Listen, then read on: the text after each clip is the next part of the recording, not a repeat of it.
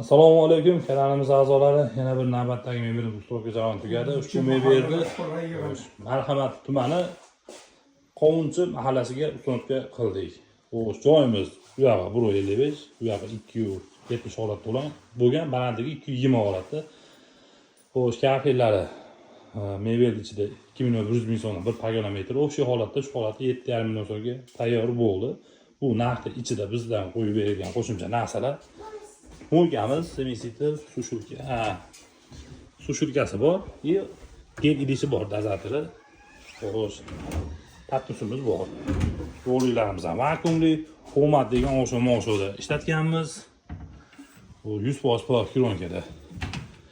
Xo'sh, bu yoqqa mikrofon knopkasi, ochiladigan turbalari bo'lgan.